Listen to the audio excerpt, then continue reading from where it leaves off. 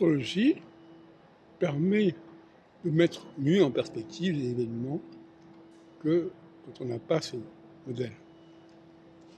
Par exemple, on nous dit en 91, 92, il y a eu un effondrement de l'URSS. Je pense que la formulation est tout à fait erronée.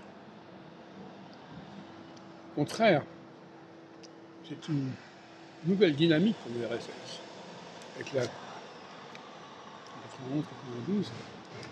une nouvelle communauté des États indépendants qui prend le relais de l'URSS, notamment avec l'Ukraine et la Biélorussie. Et la preuve qu'on a un phénomène d'expansion, c'est qu'en 2022, 30 ans après, eh bien, nous avons l'invasion de l'Ukraine par l'URSS, par la Russie.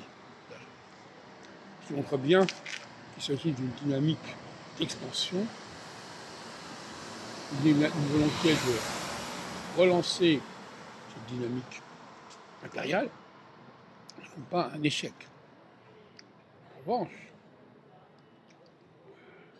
en 89, il y a effectivement eu un ébranlement de ce système soviético-européen.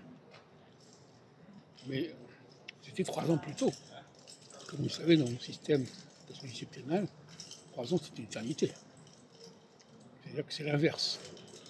En 89, il y a une dynamique qui va dans le sens. Dynamique, on pourrait parler de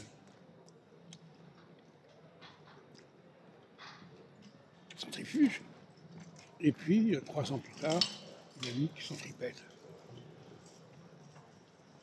Avec dans le cas, Saturne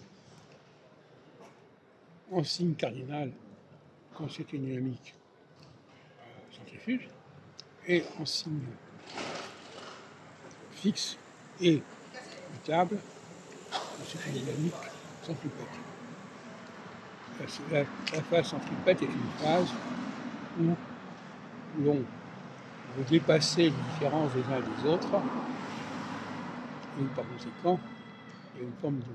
on met du vin, de l'eau dans son vin.